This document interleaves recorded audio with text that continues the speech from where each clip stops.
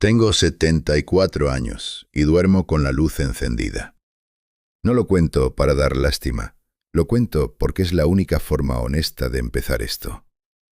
74 años, 3 hijos, 30 años trabajando en una misma empresa, una vida razonable y ordenada, y aún así, cada noche, antes de cerrar los ojos, necesito que haya luz en el cuarto. Mi esposa dejó de preguntarme por qué hace mucho tiempo. Mis hijos creen que es una manía de viejo. Nadie en mi familia sabe lo que voy a contar ahora. Y probablemente cuando lo escuchen van a pensar que exagero, que el tiempo distorsiona los recuerdos, que los viejos tendemos a dramatizar. Está bien, no los culpo. Yo también lo habría pensado antes de aquellas 4 semanas en el monte. Esto no empieza en el bosque. Empieza mucho antes, en una terminal de buses, con un café malo y un hombre que me dijo algo que no entendí hasta que ya era demasiado tarde para haberle hecho caso. Pero voy a llegar a eso. Primero necesito que entiendas en qué momento de mi vida llegué a aceptar ese trabajo. Porque si no entiendes eso, no vas a entender por qué no hice las preguntas que debía haber hecho desde el principio.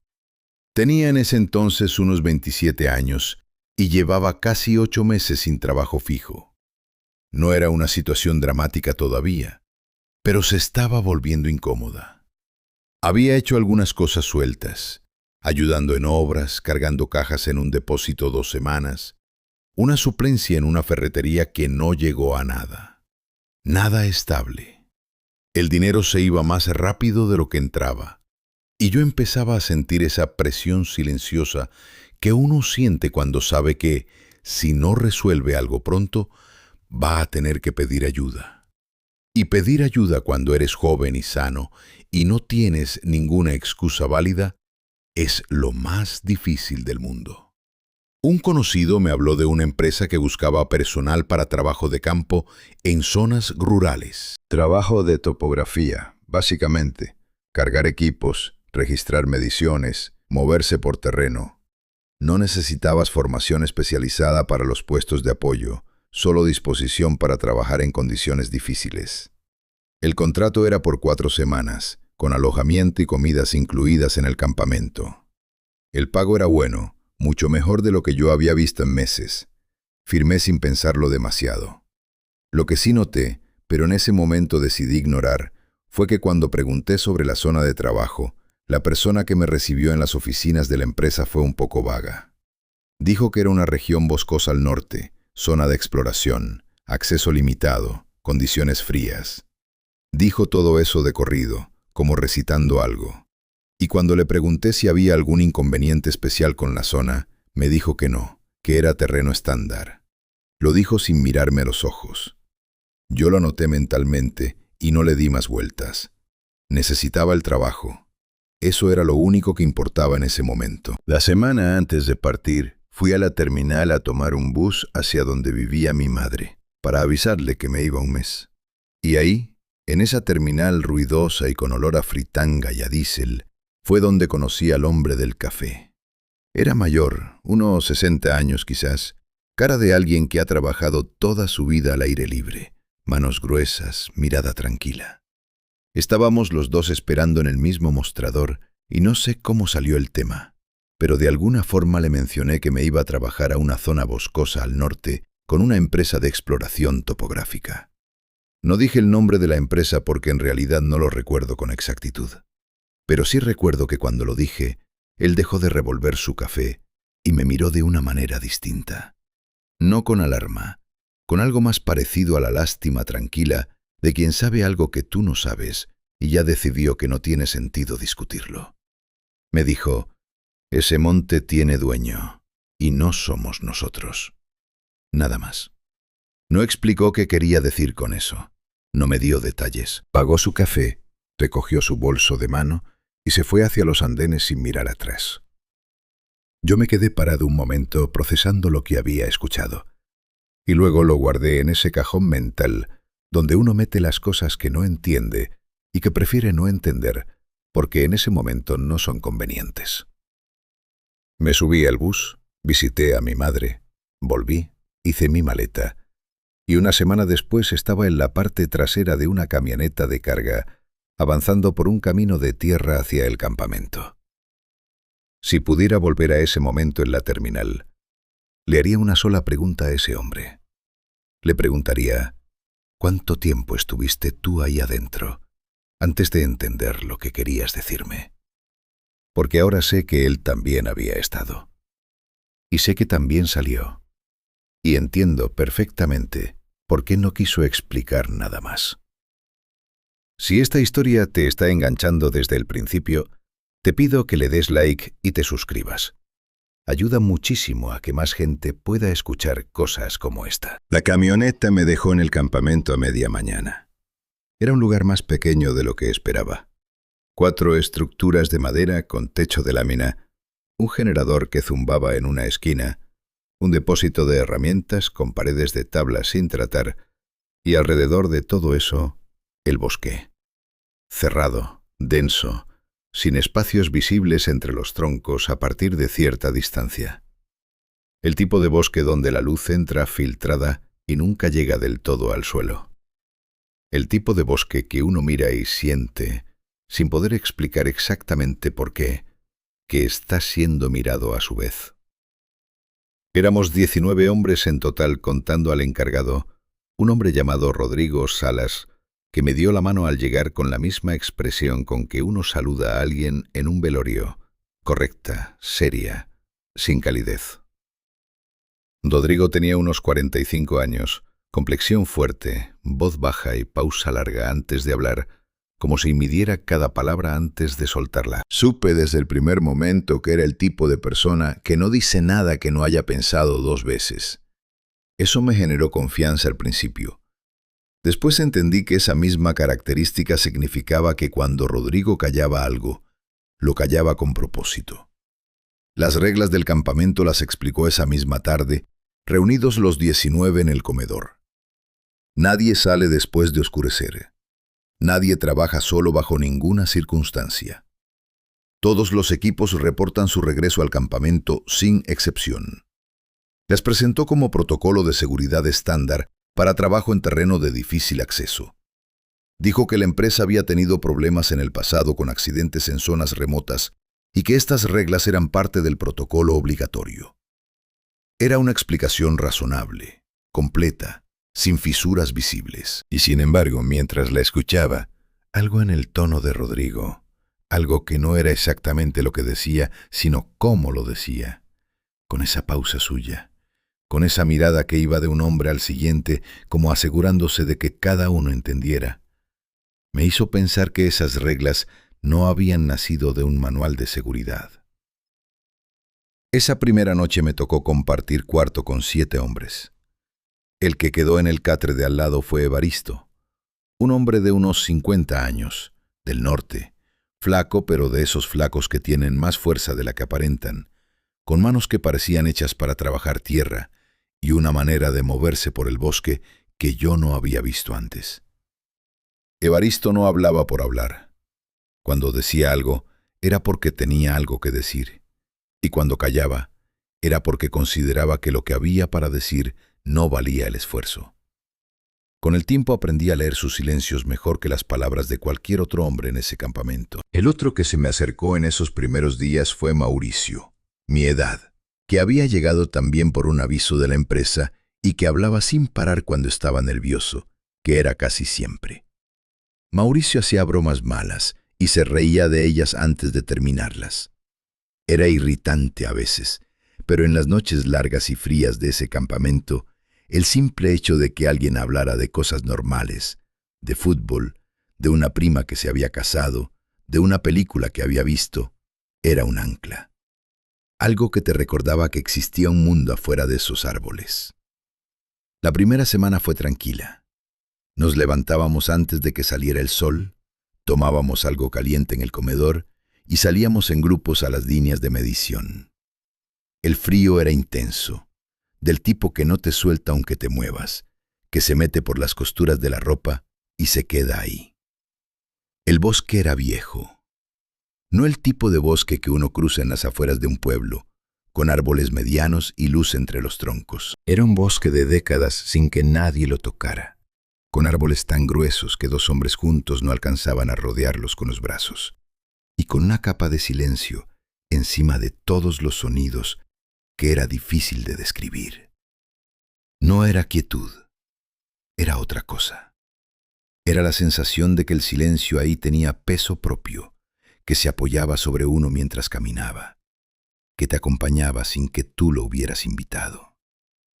Evaristo lo dijo una tarde mientras volvíamos al campamento, caminando entre esos troncos enormes con el equipo al hombro y el aliento visible en el aire frío.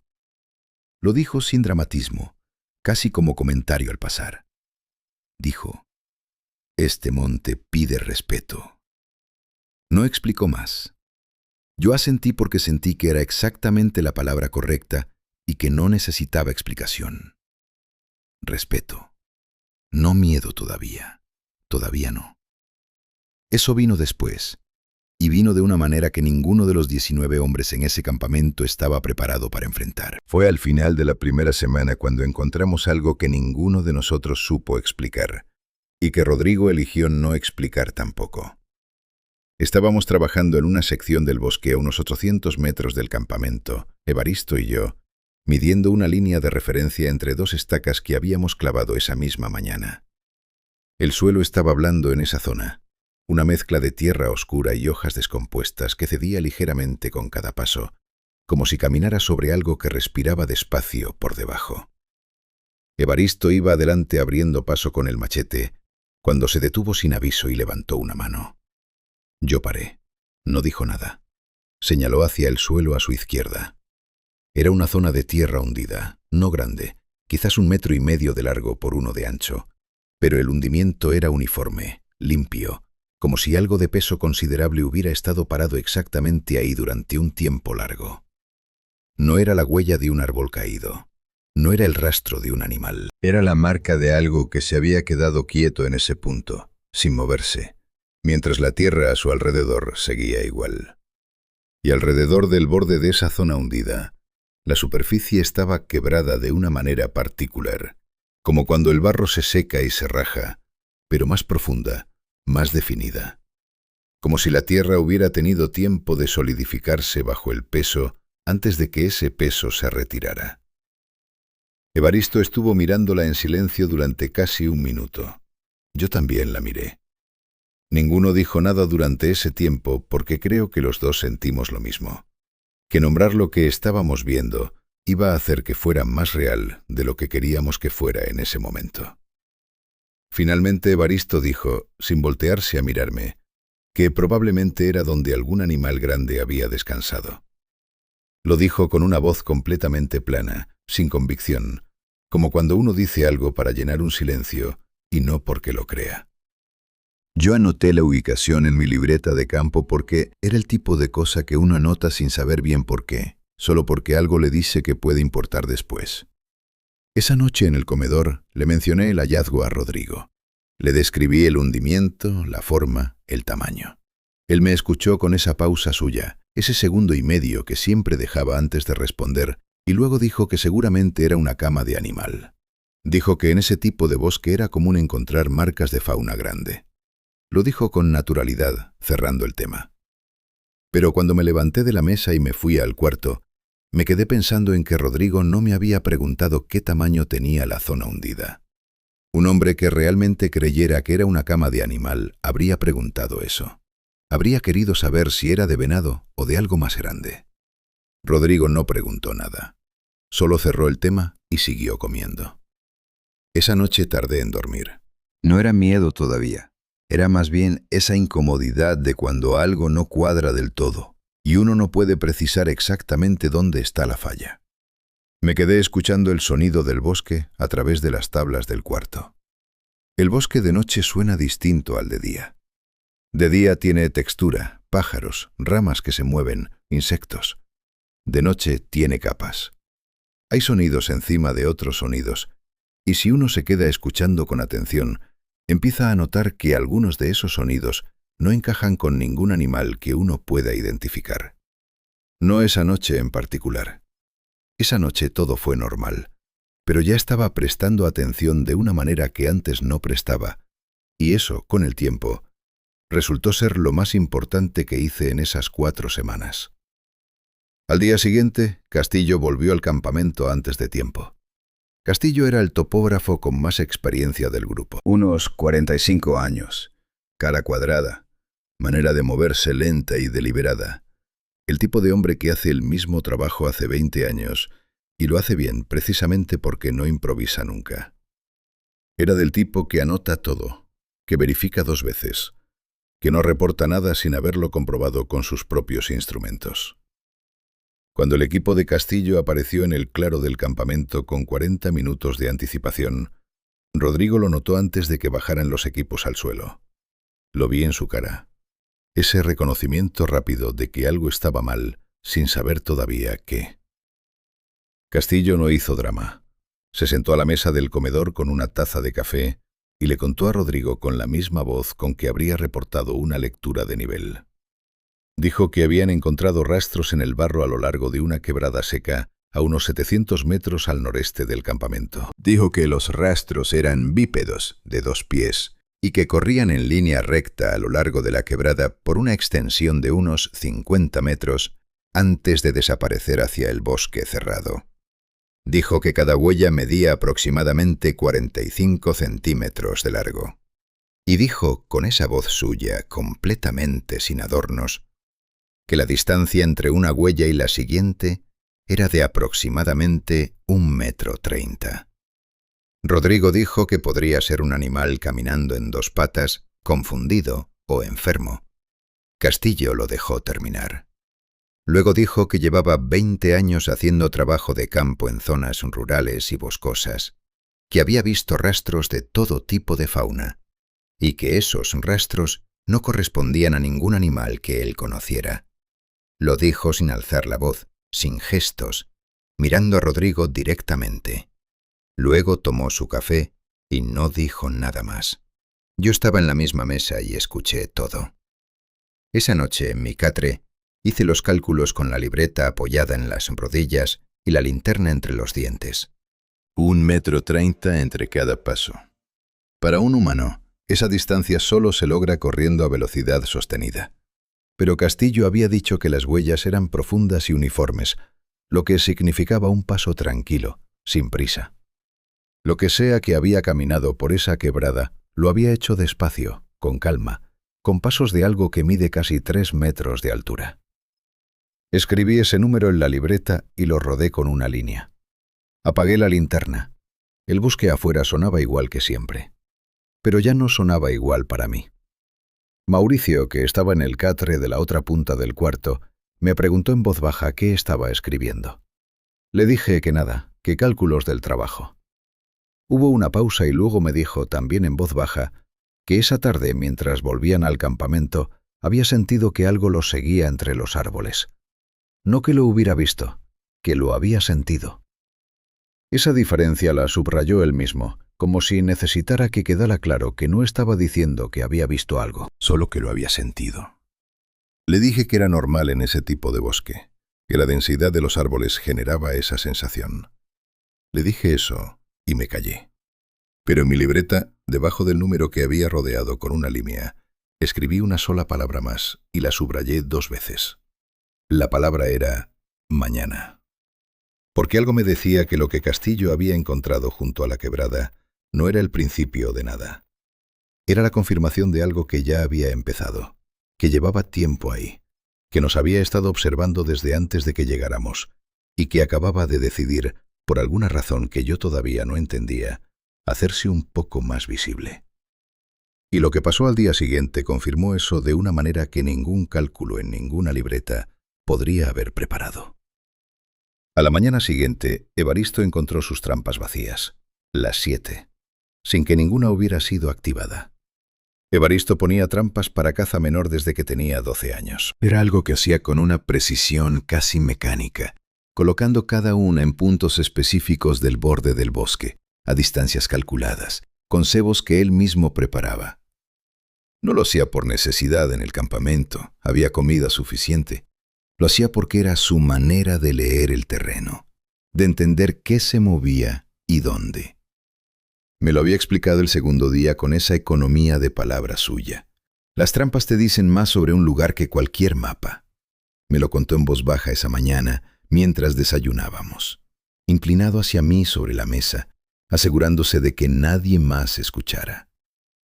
Dijo que había revisado las 7 trampas antes del desayuno y que todas estaban vacías. Hasta ahí nada extraordinario, eso pasa. Los animales se escapan, los cebos se caen. Pero lo que lo había dejado quieto, parado en el bosque, con el frío de la mañana pegándole en la cara, era otra cosa. Los mecanismos estaban intactos, todos, sin excepción. El resorte de cada trampa seguía armado, en tensión, listo para dispararse. Y el cebo había desaparecido. Me miró y esperó a que yo procesara lo que eso significaba. Lo procesé. Para sacar el cebo de una trampa sin activarla, hay que hacerlo con una delicadeza muy particular, con un control muy preciso de la presión y el ángulo. Un animal no hace eso. Un animal activa el mecanismo o no llega al cebo. Lo que fuera que había revisado las trampas de Evaristo esa noche, lo había hecho con una intención clara y con la capacidad física de ejecutarla. 7 veces seguidas, en la oscuridad. Evaristo tomó su café y no dijo nada más. Yo tampoco. Pero en mi libreta, debajo de la palabra que había subrayado 2 veces la noche anterior, escribí una línea nueva. Sabe lo que son las trampas. Ese dato era el que más me pesaba de todos los que habíamos acumulado hasta ese punto. Las huellas en la quebrada podían tener alguna explicación que yo no alcanzara a ver. El hundimiento en la tierra podía ser un animal grande. Pero esto no. Esto era otra categoría de cosa completamente distinta. Porque no se trata solo de tamaño o de fuerza. Se trata de comprensión. De que algo ahí afuera miró una trampa, entendió para qué servía y decidió vaciarla sin activarla. Eso no es comportamiento de animal. Eso es algo que piensa. Salimos a trabajar esa mañana como todos los días, porque Rodrigo lo ordenó y porque quedarse en el campamento pensando era peor. El equipo de ese día éramos Evaristo, Mauricio, un hombre callado llamado Benítez que hacía las mediciones con una precisión admirable, y yo. Trabajamos una sección densa al oeste del campamento, avanzando lento entre troncos que en algunos puntos estaban tan juntos que había que pasar de lado con el equipo. El suelo ahí era una capa gruesa de hojas viejas que amortiguaba los pasos y hacía que todo sonara apagado, como si el bosque absorbiera el ruido a propósito. Llevábamos quizás 2 horas trabajando, cuando Mauricio se detuvo. No dijo nada. No señaló nada. Se quedó quieto en medio de la línea de medición, con una mano levantada y la vista fija en un punto entre los árboles a nuestra izquierda. Evaristo lo vio primero y se detuvo también. Yo levanté la vista del instrumento y miré hacia donde miraban ellos. Entre los troncos, a una distancia que calculo en unos 35 metros, había una figura. No puedo decir que la vi completa, porque el bosque ahí es cerrado y la luz llega fragmentada. Pero vi suficiente para entender varias cosas en un orden muy rápido. Primero, que era grande. No grande como un hombre alto. Grande como algo que no debería poder existir en ese bosque sin que todo el mundo lo supiera. Segundo, que estaba quieta. Completamente quieta, con esa inmovilidad particular que tienen las cosas que no necesitan esconderse porque saben que ya las viste. Y tercero, y esto es lo que hizo que se me cerrara la garganta, que nos estaba mirando. No mirando hacia nuestra dirección en general, mirándonos a nosotros, específicamente, con una atención que se sentía casi como peso físico. No hizo ningún movimiento, no emitió ningún sonido. Solo estaba ahí, entre los árboles, en silencio absoluto, mirándonos con una calma que era más perturbadora que cualquier amenaza directa. Porque la calma de algo que te mira así no es la calma de algo que no sabe qué hacer contigo. Es la calma de algo que ya lo decidió y no tiene ningún apuro. Mauricio soltó el jalón de medir que tenía en la mano. El sonido metálico que hizo al caer fue lo único que se escuchó. Evaristo, sin mover la cabeza, dijo en voz muy baja: «Nos vamos, caminando, sin correr». Yo recogí el jalón del suelo sin saber exactamente cuándo lo había hecho y empezamos a retroceder hacia el campamento. No corrimos. Evaristo había dicho caminando. Y yo entendí que eso no era una preferencia, sino una instrucción de alguien que sabe cómo funciona ese tipo de situación. Uno no corre. Correr cambia algo en la dinámica. Correr convierte una observación en una persecución. Tardamos 40 minutos en llegar al campamento. 40 minutos caminando entre esos árboles, escuchando el bosque a cada paso, sin voltear a mirar atrás. Mauricio no habló en todo el trayecto. Benítez tampoco. Evaristo caminaba adelante con un paso que no se apuró ni un segundo en todo el camino, y yo no sé cómo lo hacía, cómo mantenía ese ritmo, porque yo sentía el pulso en las sienes y un frío completamente distinto al del clima pegándome en la nuca. Cuando llegamos al claro del campamento y vi las estructuras de madera y el generador zumbando en su esquina, sentí algo que no era exactamente alivio. Era más bien la sensación de haber cruzado una línea que no se podía descruzar, porque ya no había manera de no saber lo que sabíamos. Ya no había manera de mirar ese bosque de la misma forma. Rodrigo nos estaba esperando en la entrada del comedor. No sé si nos había visto llegar o si simplemente estaba ahí. Pero cuando Evaristo le dijo en pocas palabras lo que habíamos visto, Rodrigo no preguntó dónde exactamente ni cuánto tiempo había durado. No pidió detalles. Asintió una vez, despacio, y dijo que esa tarde suspendíamos el trabajo en esa sección. Solo en esa sección, dijo. El resto continúa mañana con normalidad. Lo dijo con la misma voz con que había explicado las reglas el primer día, completa, sin fisuras. Y yo estaba aprendiendo que cuando Rodrigo hablaba así, con esa precisión controlada, era porque estaba usando toda su energía en no decir lo que realmente pensaba. Esa noche agregó una regla nueva, sin anuncio, sin reunión. Solo la dijo en el comedor mientras servían la cena, de pasada, como si fuera un ajuste menor de procedimiento. Dijo que a partir del día siguiente nadie debía acercarse al borde del bosque por ningún motivo que no fuera trabajo autorizado en equipo completo.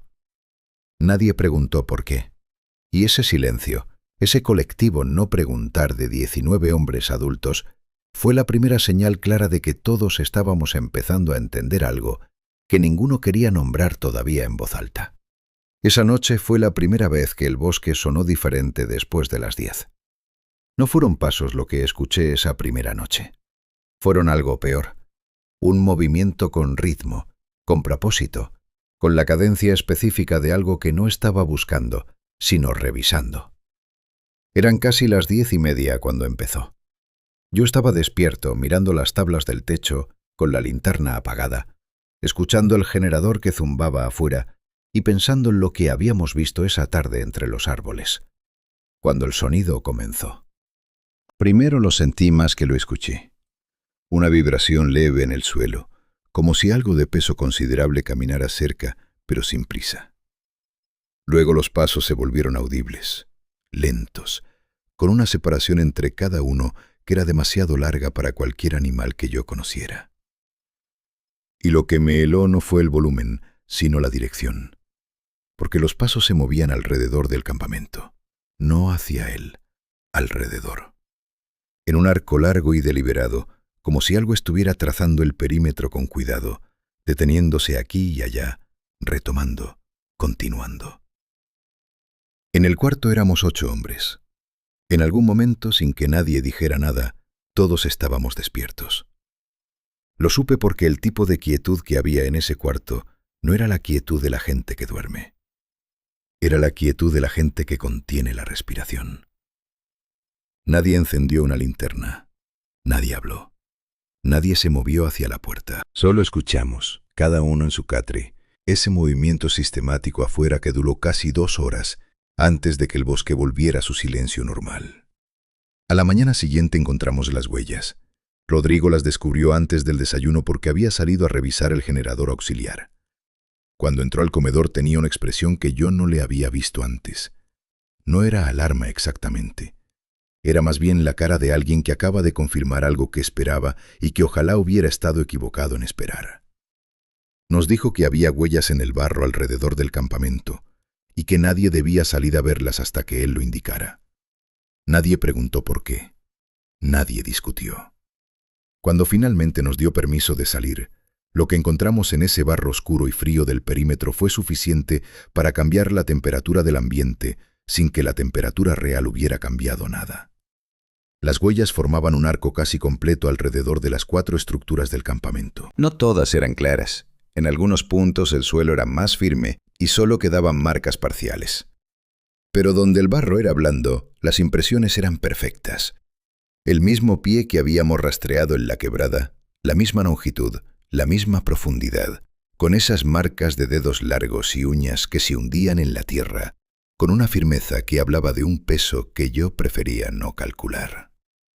La distancia entre huellas consecutivas era uniforme. Lo que había dado esa vuelta alrededor de nosotros lo había hecho a paso constante, sin dudar, como alguien que conoce bien el camino.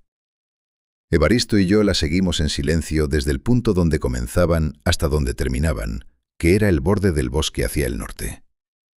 En ese punto, las huellas simplemente se detenían.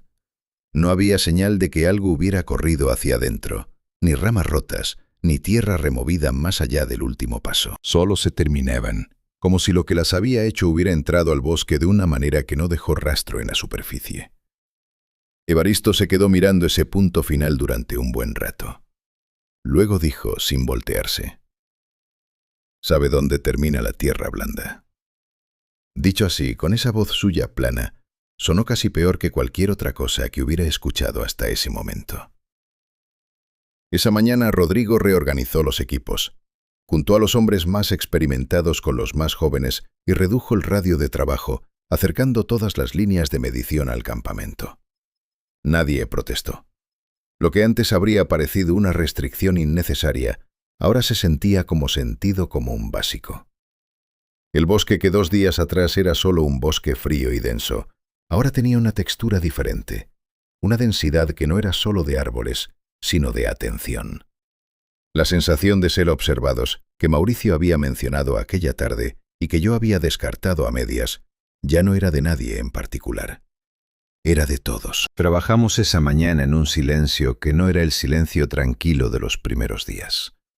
Era un silencio tenso, el silencio de gente que escucha mientras trabaja, que mira de reojo hacia el borde del bosque cada vez que un pájaro se calla de repente o una rama cruje en el lugar equivocado. Benítez, que normalmente era el más concentrado del equipo, me pidió 3 veces que repitiera lecturas que yo había dado correctamente. Su cabeza estaba en otro lado, y él lo sabía, y no podía remediarlo. Volvimos al campamento al mediodía, 1 hora antes de lo habitual. Rodrigo no dijo nada al respecto. Esa tarde, mientras los demás descansaban o intentaban hacerlo, me senté con Evaristo en la parte trasera del comedor, lejos de los otros, y le pregunté directamente lo que llevaba días queriendo preguntarle. Le pregunté si él había visto o escuchado algo parecido a esto antes, en algún otro monte, en algún otro trabajo. Me miró de esa manera suya que significaba que estaba eligiendo con cuidado qué parte de la respuesta valía la pena compartir.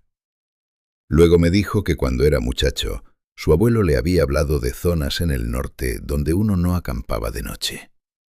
No porque viera animales peligrosos, sino porque había algo que no era animal y que no era persona, pero que se comportaba como si el territorio fuera suyo y nosotros fuéramos los que sobrábamos. Me dijo que su abuelo lo había dicho como advertencia práctica, no como cuento. De la misma manera en que uno le dice a un niño que no meta la mano en un hueco sin mirar adentro primero. Le pregunté si su abuelo alguna vez lo había visto directamente. Evaristo tardó un momento. Luego dijo que su abuelo decía que verlo directamente no era el problema, que el problema era que te viera a ti primero, porque eso significaba que ya había decidido que estabas ahí. Le pregunté qué significaba eso exactamente. Me dijo, significa que ya sabe tu nombre, aunque tú no sepas el suyo. Me quedé callado un momento procesando esa frase. Luego le pregunté qué hacía la gente en esas zonas cuando eso pasaba. Evaristo dijo que la gente sensata se iba, que la gente que no se iba generalmente encontraba razones para arrepentirse de haberse quedado. No lo dijo con dramatismo, lo dijo con la misma practicidad con que habría explicado cómo cruzar un río crecido. Y esa practicidad, esa ausencia total de exageración en su voz, fue lo que hizo que las palabras se me quedaran pegadas de una manera que ninguna historia de miedo contada con intención de asustar habría logrado. Esa noche, a las 10 en punto, los sonidos volvieron, y esta vez empezaron más cerca.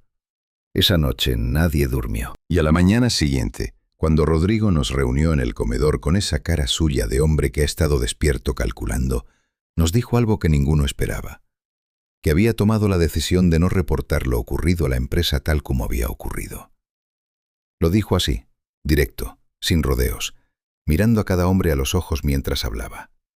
Dijo que había intentado comunicarse por radio la noche anterior y que la señal había fallado en el momento preciso en que empezaba a describir los sonidos y las huellas. Dijo que cuando logró conexión parcial, eligió reportar condiciones de trabajo desfavorables y solicitar una revisión del contrato. Nada más. Alguien al fondo de la mesa preguntó por qué no había dicho la verdad. Rodrigo lo miró y dijo, porque la verdad en este caso tiene el mismo efecto que no decir nada, salvo que además te hace quedar como alguien que no está bien de la cabeza. Nadie respondió a eso, porque todos sabíamos que tenía razón. Lo que sí hizo Rodrigo esa mañana fue algo concreto y silencioso que habló más que cualquier discurso. Tomó las 2 linternas más potentes del depósito de herramientas y las dejó encendidas fijas, apuntando hacia el borde norte del bosque, toda la noche. No lo anunció. No explicó para qué. Al día siguiente estaban ahí, gastando batería, apuntando hacia los árboles. Nadie preguntó. Todos entendimos. Fue en esos días intermedios, entre la primera noche de sonidos y lo que vino después, cuando el campamento empezó a cambiar por dentro. No de golpe. De la manera en que cambia el agua cuando se calienta despacio, sin que uno pueda señalar el momento exacto en que dejó de estar fría. Los hombres seguían haciendo su trabajo porque Rodrigo lo ordenaba y porque la alternativa de quedarse quietos era insoportable. Pero algo en la manera de moverse de la gente había cambiado. Había menos conversación en las líneas de medición. Había más miradas al borde del bosque entre una lectura y la siguiente. Había una economía nueva en los movimientos, como si todos estuvieran guardando energía para algo que todavía no sabían exactamente qué era. Mauricio seguía hablando, pero sus temas habían cambiado. Ya no hablaba de fútbol ni de cosas de afuera. Hablaba de cosas del campamento, de detalles pequeños y concretos, como si necesitara anclar su atención en lo inmediato para no dejarla derivar hacia lo otro. Lo entendí perfectamente porque yo hacía lo mismo con mi libreta. Seguía anotando todo, lecturas, mediciones, observaciones, no porque fueran a servir para algo, sino porque el acto de escribir me daba la sensación de que tenía algún tipo de control sobre lo que estaba pasando, aunque supiera que no era cierto. Fue Evaristo quien me contó lo del flashback. Así lo llamé yo mentalmente, aunque él no usó esa palabra. Una tarde, mientras revisábamos el equipo después del trabajo, me dijo que antes de este contrato, meses atrás, había estado en una terminal de buses esperando un bus hacia el norte, y que en esa terminal había escuchado sin querer una conversación entre 2 hombres mayores que hablaban de una zona boscosa en esa misma región. Uno de los hombres había trabajado ahí décadas atrás. Decía que el equipo había tenido que salir antes de tiempo, que habían dejado todo, que la empresa había archivado el asunto como cierre por causas técnicas y que nadie había vuelto a mencionar el tema oficialmente. El otro hombre le preguntó qué habían visto exactamente. El primero había hecho una pausa larga y luego había dicho: lo suficiente para saber que no nos tocaba estar ahí. Evaristo me contó esto sin énfasis especial, como quien comparte un dato relevante para entender el mapa completo. Luego dijo que en ese momento en la terminal no le había dado mayor importancia, que lo había guardado como una de esas historias de viejos trabajadores que con los años tienden a volverse más grandes de lo que fueron. Pero que ahora, parado en ese campamento con lo que sabíamos, la conversación de la terminal tenía un peso completamente distinto. Porque ya no era una historia de viejos, era un precedente. Éramos la segunda cuadrilla, o quizás la tercera, o la quinta, que pasaba por exactamente esto en ese mismo bosque. Me quedé callado un momento. Luego le pregunté por qué no lo había mencionado antes, al principio, cuando llegamos. Evaristo me miró y dijo, porque al principio no había nada que relacionar. La historia de la terminal era solo palabras de un viejo en un bus. Ahora ya no.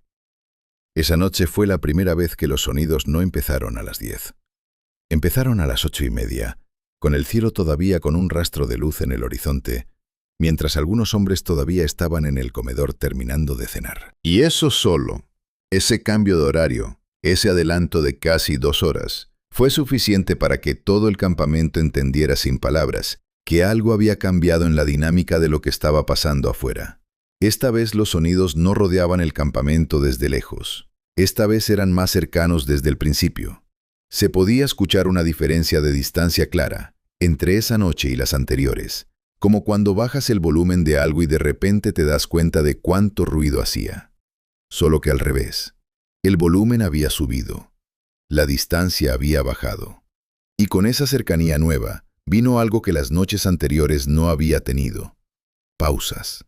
Largos silencios entre un movimiento y el siguiente. Silencios que eran más pesados que los propios sonidos porque en el silencio la imaginación llena lo que falta, y lo que llena siempre es peor que la realidad. Para las 9 de la noche, todos los hombres del campamento estaban en el comedor. Sin que Rodrigo lo ordenara, sin que nadie lo propusiera. Solo ocurrió. De la manera en que ocurren las cosas cuando un grupo de personas comparte un entendimiento que no ha sido dicho en voz alta, pero que todos sienten con la misma intensidad. Nos fuimos juntando de a poco, primero de 2 en 2, luego de 3, hasta que los 19 estábamos ahí, sentados o parados, con las linternas sobre las mesas y el generador zumbando afuera, y los sonidos moviéndose alrededor del edificio en el que estábamos metidos. Rodrigo no dijo nada. Se sentó en la cabecera de la mesa principal con una taza de café y esperó. Eso también era información. Porque Rodrigo era el tipo de hombre que cuando no dice nada, es porque no hay nada que decir que cambie algo. A las 11:15, uno de los sonidos se detuvo directamente afuera de la pared este del comedor. No siguió de largo. Se detuvo ahí. Y en el silencio que siguió, con 19 hombres conteniendo la respiración, escuché algo que en ese momento no supe procesar y que tardé días en animarme a escribir en mi libreta. Desde afuera de esa pared de madera, a menos de 2 metros de donde yo estaba sentado, vino un sonido que no era un paso, ni un roce, ni ninguna otra categoría de sonido físico que yo pudiera identificar. Era una exhalación, larga, controlada, con una profundidad que no correspondía a ningún pulmón de ningún tamaño que yo pudiera imaginar racionalmente. Y después de esa exhalación, silencio absoluto. Mauricio, que estaba sentado a mi lado, me puso una mano en el brazo sin decir nada y la apretó. Yo no me moví. Nadie se movió. Y en ese silencio que siguió a esa exhalación, tuve la certeza más clara y más fría que he tenido en toda mi vida. Lo que estaba fuera de esa pared nos había escuchado respirar a nosotros primero.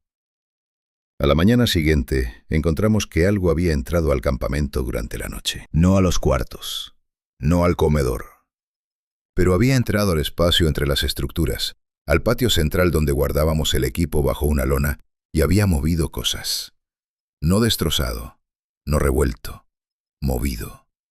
Con una distinción que importa mucho. 2 cajones de herramientas que la noche anterior estaban apilados contra la pared del depósito, aparecieron separados y colocados en ángulo, como si alguien los hubiera apartado para examinar lo que había detrás. Una de las lonas que cubría el equipo de medición estaba doblada hacia atrás con una precisión que el viento no hace, con una doblez limpia en una esquina específica, como cuando uno levanta una sábana para mirar debajo. Y en el suelo de tierra compacta del patio central, Donde la lluvia de días anteriores había dejado una franja de barro fino cerca del desagüe, había 2 marcas parciales. No huellas completas. Solo la mitad delantera de un pie, el arco y los dedos, impresos con una profundidad que hablaba de un peso que yo ya conocía y que ya no necesitaba calcular. Rodrigo las vio antes que nadie, porque era el primero en levantarse cada mañana. Cuando el resto salimos al patio, él ya estaba parado junto al desagüe mirando las marcas con las manos en los bolsillos y esa expresión suya de hombre que está procesando información en silencio. Nos llamó a todos. Señaló las marcas, señaló los cajones movidos, señaló la lona doblada. No dijo nada dramático. Dijo: a partir de hoy el depósito se cierra con candado en la noche. Nadie preguntó por qué eso iba a cambiar algo, si lo que había entrado había pasado por encima de la lona de equipo como si no existiera. Nadie lo dijo porque todos lo pensamos, y porque decirlo en voz alta habría empujado la situación hacia un territorio donde ya no había manera de manejarlo con reglas y procedimientos. Esa mañana Gerardo pidió hablar con Rodrigo en privado. Yo los vi entrar juntos al cuarto de radio y los vi salir 20 minutos después. Gerardo tenía esa cara, esa que describí antes, la de alguien a quien se le ha reorganizado algo permanente por dentro. Rodrigo salió con la misma expresión de siempre, controlada, pero con algo nuevo alrededor de los ojos que yo no había visto antes. Algo parecido al cansancio de quien está sosteniendo demasiado peso solo. Esa tarde, mientras los demás descansaban, me senté con Gerardo en el extremo más alejado del comedor. Le pregunté qué le había dicho a Rodrigo. Gerardo tardó un momento. Luego me contó que 2 noches antes, durante el momento en que los sonidos se habían detenido frente a la pared este del comedor, él había mirado por la rendija de la ventana. Solo un segundo, solo para ver. Me dijo que lo que vio no tenía una forma que él pudiera describir completamente porque la visibilidad era baja y el tiempo fue muy corto. Pero sí pudo describir una cosa con precisión: la altura. Dijo que lo que estaba parado afuera de esa pared llegaba por encima del nivel de la ventana, y la ventana del comedor estaba a 2 metros del suelo. Me lo dijo con una voz completamente plana, sin énfasis, de la misma manera en que uno reporta algo que ya procesó y que ya no puede cambiar con ningún tono de voz. No le pregunté nada más, y Gerardo tampoco agregó nada. Nos quedamos sentados en silencio un momento, y luego cada uno se fue a lo suyo. Pero desde esa tarde yo dejé de mirar las ventanas del comedor de noche. No por cobardía, o no solo por eso, sino porque había llegado a la misma conclusión que Gerardo debió haber llegado en el segundo después de apartar la vista de esa rendija. Hay cosas que es mejor no confirmar con los propios ojos, porque una vez que las ves, ya no puedes hacer como que no las viste. Los días siguientes, el trabajo continuó, porque Rodrigo lo sostuvo con esa voluntad suya de no dejar que el orden colapsara, y porque los hombres necesitaban tener algo que hacer con las manos y los ojos durante el día para no quedarse pensando en lo de las noches. Pero el campamento había cambiado de una manera que no era solo atmosférica, era estructural. La manera en que los hombres se organizaban en el espacio había cambiado. Nadie iba al baño solo después de oscurecer. Nadie cruzaba el patio central sin mirar primero. Las conversaciones en las barracas de noche eran más largas que antes, no porque hubiera más que decir, sino porque nadie quería ser el primero en quedarse en silencio escuchando. Mauricio empezó a dormir con una linterna encendida dentro del saco de dormir, apuntando hacia el techo, para que el cuarto nunca quedara completamente oscuro. Nadie le dijo nada. 2 noches después, otros 3 hombres hacían lo mismo. Evaristo dormía igual que siempre. Eso me inquietaba más que cualquier linterna encendida. Una tarde, mientras revisábamos una línea de medición cerca del límite norte permitido, Evaristo se detuvo sin aviso y se agachó junto a la base de un árbol grueso. Había algo en la corteza a la altura de sus ojos. Marcas.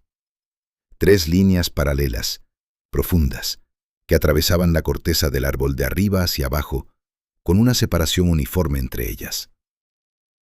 No eran marcas de pájaro carpintero. No eran el tipo de daño que hace el roce de una rama.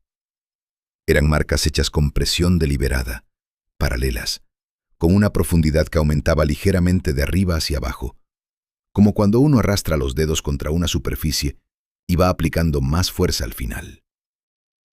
Solo que el árbol era de madera dura y las marcas tenían 1 centímetro de profundidad. Evaristo las miró durante un momento. Luego se levantó y siguió caminando sin decir nada. Yo lo seguí. Pero a los 20 pasos me detuvo tomándome del brazo y señaló hacia otro árbol a nuestra derecha. Las mismas marcas. 3 líneas paralelas, la misma profundidad, la misma dirección.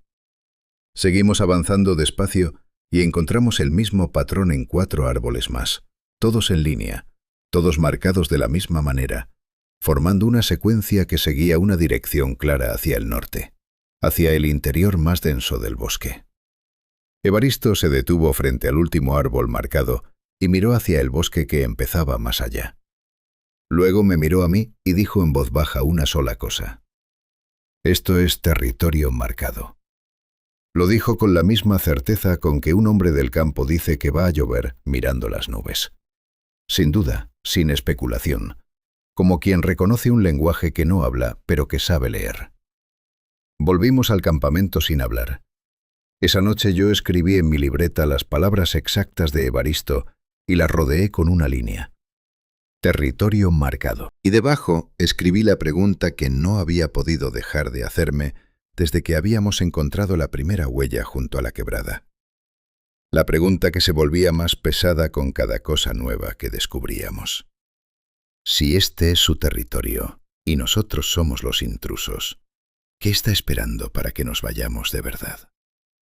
3 días después de encontrar los árboles marcados, descubrimos que algo había estado dentro del campamento durante el día, mientras todos trabajábamos en el bosque. No fue una suposición. Fue una certeza con evidencia concreta que encontré yo mismo por accidente, buscando una herramienta que creía haber dejado en mi catre y que no estaba ahí. Cuando entré al cuarto de las barracas a media mañana, con el campamento completamente vacío porque todos estaban en sus líneas de trabajo, noté primero el olor. Era algo difícil de describir con precisión. No era un olor a animal sucio ni a podredumbre. Era algo más parecido a tierra mojada muy profunda, mezclada con algo orgánico que no tenía referencia en mi memoria. El tipo de olor que uno siente en lugares donde no entra luz nunca. Fresco, denso, como si alguien acabara de abrir algo que llevaba tiempo cerrado. Tardé un momento en procesar de dónde venía. Luego lo vi. En el suelo de tierra compacta entre 2 catres, en el único tramo del cuarto donde el suelo no estaba cubierto por tablas, había una marca. Parcial, no completa, pero inconfundible. La misma forma de siempre, el mismo peso, la misma profundidad. Algo había entrado a ese cuarto mientras nosotros no estábamos. Había pisado ese suelo específico, ese único tramo sin tablas, y se había ido. Una sola marca, como una firma. Salí del cuarto, cerré la puerta con cuidado aunque sabía que eso no servía de nada, y me quedé parado en el patio central un momento con el frío pegándome en la cara y el corazón haciendo más ruido del necesario. Luego fui a buscar a Rodrigo. Rodrigo vino conmigo, miró la marca, se agachó junto a ella, la estudió desde cerca. Luego se incorporó y me miró. Desostuve la mirada. Los dos sabíamos lo que significaba esa marca en ese lugar específico. No era un aviso de afuera hacia adentro. Era una demostración, una forma de decir, estuve aquí mientras ustedes no estaban. Y me fui porque quise, no porque no pudiera quedarme. Rodrigo me pidió que no lo mencionara al resto del grupo. No como orden, lo dijo como petición, con un tono que yo no le había escuchado antes, más cercano, menos encargado. Le pregunté por qué. Dijo que había hombres en el campamento que estaban en un punto de equilibrio muy fino y que esa información podía romperlo. Dije que entendía. Y sí entendía, aunque no estuviera de acuerdo del todo. Porque yo también había visto cómo habían cambiado algunos hombres en los últimos días, y sabía que Rodrigo tenía razón en que no todos procesarían esa información de la misma manera. Lo que sí noté en los días siguientes fue que Rodrigo había cambiado sus propias rutinas. Empezó a recorrer el perímetro del campamento cada mañana antes de que nadie saliera, revisando el suelo, las paredes de las estructuras, los accesos. Lo hacía solo, temprano, con una linterna, aunque ya hubiera luz suficiente. Nunca encontré nada más después de esa primera marca en el cuarto. Pero la ausencia de nuevas evidencias no me tranquilizó. Me preocupó de otra manera. Porque si algo había entrado cuando quiso y había dejado exactamente una sola marca visible, la pregunta no era si podía entrar. La pregunta era qué estaba eligiendo hacer y qué no. Fue durante esos mismos días cuando Gerardo empezó a cambiar de una manera que ya no era solo el resultado de lo que había visto por la rendija de la ventana. Gerardo había sido desde el principio uno de los hombres más funcionales del grupo, no el más simpático, no el más conversador, pero sí el más consistente. Hacía su trabajo, cumplía sus horarios, no generaba problemas. Pero en esa segunda mitad de nuestra estadía, empezó a tener una relación extraña con el tiempo. Se quedaba dormido en el comedor durante el día y luego estaba despierto de noche cuando todos trataban de dormir. Sus respuestas en las conversaciones empezaron a llegar con un retraso de medio segundo, como si procesara las palabras desde más lejos de lo normal. Comía poco, miraba las paredes. Nadie lo señaló directamente porque señalarlo había sido como señalarse a uno mismo. Todos estábamos absorbiendo lo mismo, solo que cada uno en proporciones distintas y a velocidades distintas. Gerardo simplemente lo absorbía más rápido o tenía menos capacidad de compartimentarlo. Yo lo observaba con una mezcla de preocupación genuina y reconocimiento incómodo, porque había momentos en que miraba sus ojos y veía en ellos algo que sabía que también estaba en los míos, solo que yo todavía lo mantenía más adentro. Una tarde Mauricio me dijo en voz baja, mientras lavábamos los platos después de la cena, que Gerardo le había dicho algo raro esa mañana. Le había dicho que a veces, cuando estaba trabajando en las líneas de medición y el bosque estaba muy quieto, tenía la sensación de que alguien le hablaba. No voces, exactamente. Más bien como cuando uno tiene una idea que siente que no generó él mismo, que llegó de afuera. Mauricio me lo contó con esa cara de no saber si preocuparse o descartarlo. Yo le dije que probablemente era el estrés acumulado. Se lo dije con convicción. Pero esa noche en mi catre lo pensé durante mucho tiempo y no llegué a ninguna conclusión que me ayudara a dormir. Lo que pasó 2 días después con Gerardo fue lo que cambió el ambiente del campamento de una manera que ya no tuvo vuelta atrás. Era media tarde, todavía con luz, todavía dentro del horario de trabajo. Gerardo estaba en el equipo de Castillo ese día, trabajando una línea al sur del campamento, que era la dirección considerada más segura porque se alejaba del norte donde habíamos encontrado los árboles marcados. Castillo me contó después lo que había pasado, con esa voz suya de hombre que documenta. En un momento dado, Gerardo había dejado de hacer lo que hacía y había empezado a caminar hacia el borde del bosque, sin decir nada, sin mirar a nadie, solo caminando, despacio, con una dirección muy específica, como si supiera exactamente a dónde iba. Castillo lo llamó. Gerardo no respondió. Castillo fue tras él y lo agarró del brazo antes de que llegara al límite de los árboles. Gerardo se detuvo. Se quedó parado un momento con los ojos fijos en el bosque. Luego se giró hacia Castillo con una expresión que Castillo describió como la cara de alguien que acaba de despertar en un lugar que no reconoce. Dijo que Gerardo tardó varios segundos en procesar dónde estaba y qué estaba haciendo ahí parado. Y que cuando lo procesó, se le fue el color de la cara de una manera que Castillo no había visto en ningún hombre en 20 años de trabajo de campo. Volvieron al campamento inmediatamente. Gerardo pasó el resto de esa tarde sentado en el comedor mirando la mesa. No habló de lo que había ocurrido. Castillo tampoco lo presionó. Yo me senté cerca de él un momento esa noche y le pregunté cómo estaba. Me dijo que bien. Lo dijo mirando la mesa. Y yo supe que mentía no porque quisiera esconder algo, sino porque todavía no tenía palabras para lo que le había pasado. Y esa ausencia de palabras en un hombre que normalmente era directo y concreto, me resultó más perturbador que cualquier cosa que hubiera podido decir. Lo que le pasó a Gerardo nos mostró algo que ninguno quería admitir en voz alta, que el peligro ya no estaba solo afuera del campamento. Estaba también adentro de las cabezas de los hombres que llevaban semanas durmiendo mal, comiendo poco y acumulando una presión que no tenía válvula de salida. Rodrigo lo entendió antes que nadie. La noche después del incidente con Gerardo, cuando ya todos estaban en los cuartos intentando dormir, me quedé en el comedor un rato más y Rodrigo apareció con 2 tazas de café y se sentó frente a mí sin preámbulo. Era la primera vez en toda la estadía que hacía algo así, sentarse a hablar sin que hubiera un motivo operativo de por medio. Lo tomé como lo que era, una señal de que algo había cambiado en su cálculo. Me dijo que había decidido solicitar el cierre anticipado del contrato. No esa noche, porque necesitaba que la solicitud llegara por el canal correcto y con una justificación que la empresa pudiera procesar sin hacer demasiadas preguntas.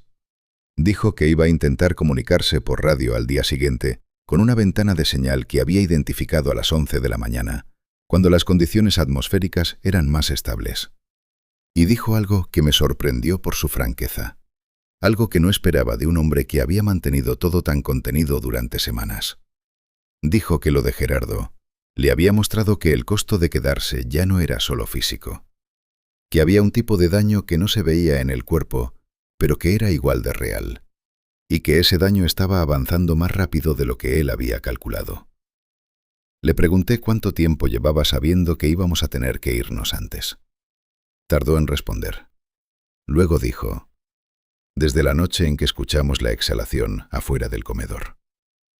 Le pregunté por qué había esperado hasta ahora. Me miró y dijo: porque irse también tiene un costo, y necesitaba saber cuál de los 2 costos era mayor. Tomamos el café en silencio, y luego cada uno se fue a su catre. A la mañana siguiente Rodrigo intentó la radio a las 11 en punto. Yo estaba cerca del cuarto de radio sin entrar, haciendo como que revisaba equipo, pero escuchando. La señal estuvo estable durante casi 10 minutos, que era más tiempo del que había tenido en días. Lo escuché hablar en un tono medido, técnico, eligiendo cada palabra con esa precisión suya. Habló de condiciones de terreno deterioradas. Habló de un impacto en la salud anímica del equipo por el aislamiento prolongado. Habló de rendimiento operativo por debajo de los parámetros mínimos. No mencionó huellas. No mencionó sonidos. No mencionó árboles marcados, ni marcas en el suelo del cuarto, ni exhalaciones afuera de las paredes. Cuando salió del cuarto de radio, me miró y dijo que habían aceptado la solicitud de cierre anticipado, que enviarían las camionetas en 4 días. 4 días. Lo dijo con alivio, pero el tipo de alivio que uno siente cuando todavía falta un tramo largo antes de llegar, no cuando ya llegó. Esa tarde reunió a todos los hombres en el comedor y les dijo exactamente eso. 4 días más y salíamos. Dio la razón oficial, condiciones de trabajo desfavorables, sin detalles adicionales. Los hombres recibieron la noticia en silencio durante un segundo, y luego el comedor se llenó de un ruido colectivo que no era exactamente celebración, pero que tampoco era otra cosa. Era el sonido del alivio de 19 personas soltando algo que habían estado sosteniendo muy apretado durante demasiado tiempo. Evaristo no hizo ningún ruido. Me miró desde el otro lado de la mesa con esa expresión suya que ya sabía leer, y lo que me decía era: todavía faltan 4 días. Tenía razón. 4 días en ese campamento no eran 4 días normales. Eran 4 días sabiendo que nos íbamos, pero todavía sin irnos. Y esa diferencia, esa distancia entre el conocimiento y el hecho, tenía un peso propio que los días siguientes hicieron sentir con mucha claridad.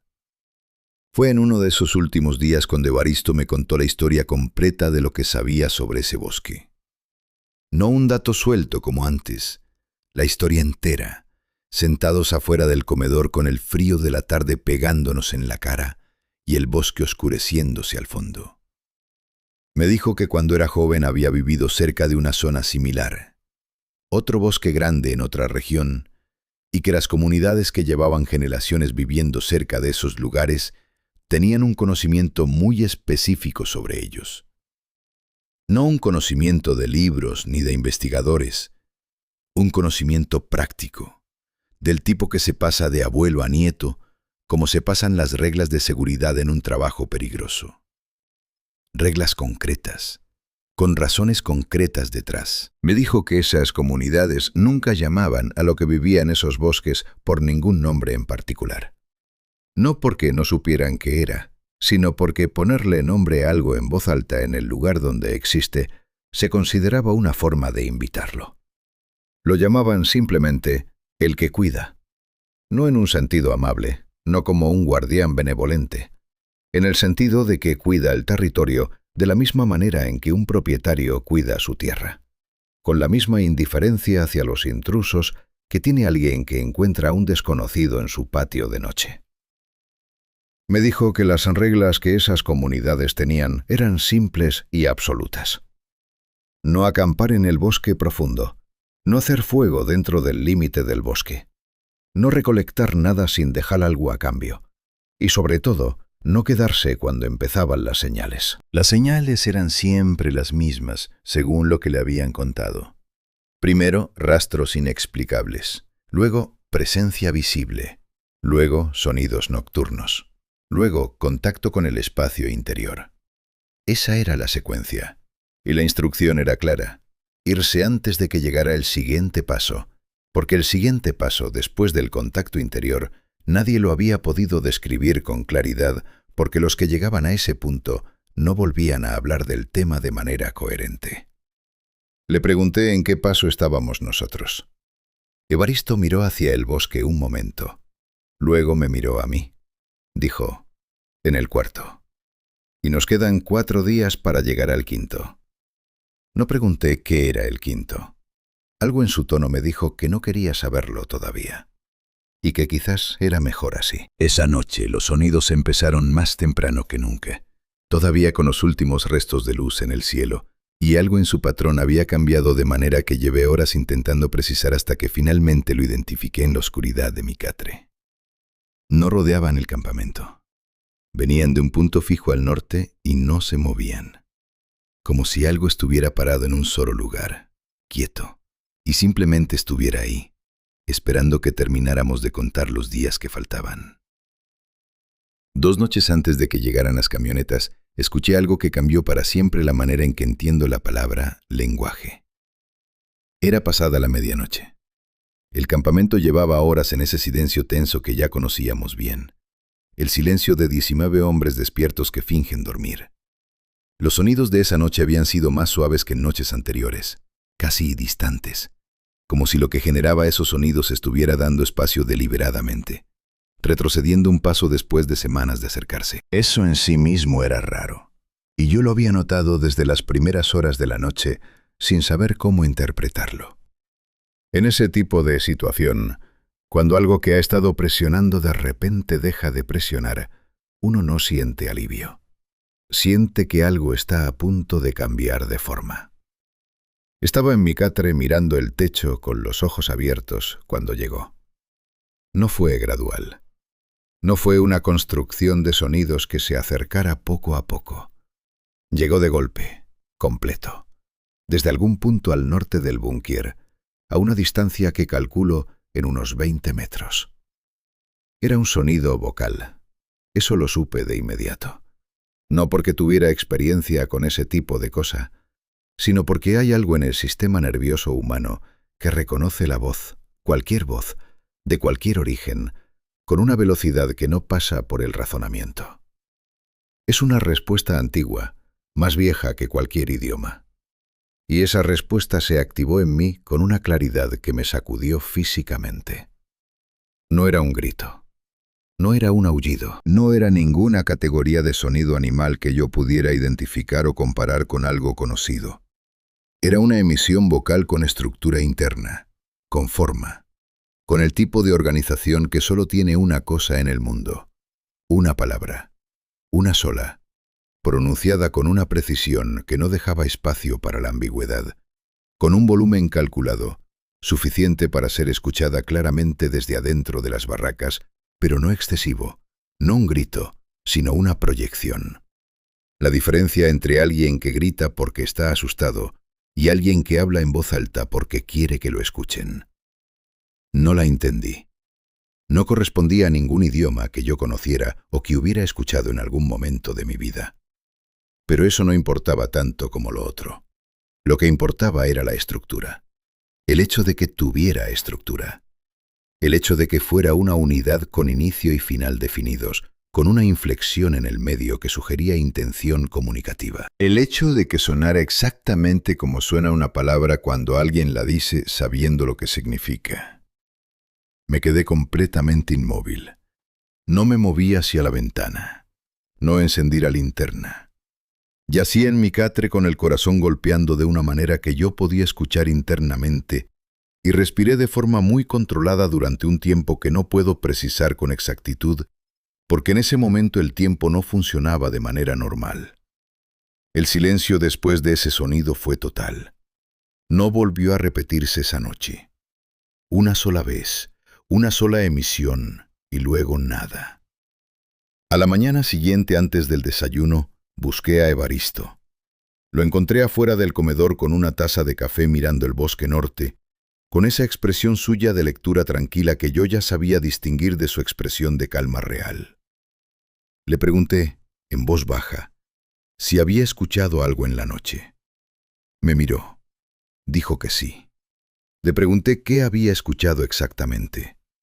Tardó un momento, no por dudar, sino por elegir cómo describirlo. Luego dijo, una voz que no hablaba en ningún idioma que conociera, pero que claramente estaba diciendo algo que tenía sentido para quien lo decía. Le pregunté si había tenido miedo. Me dijo algo que no esperaba. Dijo que no exactamente miedo. Dijo que lo que había sentido era más parecido a lo que siente un niño cuando escucha a dos adultos hablar en otro idioma sobre algo que claramente tiene que ver con él, pero que no puede entender. Esa mezcla de saberse en el centro de algo y no tener acceso a lo que ese algo significa. Le dije que era una buena descripción, porque era exactamente lo que yo también había sentido, aunque no habría podido encontrar esas palabras yo solo. Nos quedamos en silencio un momento mirando los árboles. Luego Evaristo dijo algo más, casi para sí mismo, casi como si completara un pensamiento que había estado desarrollando toda la noche.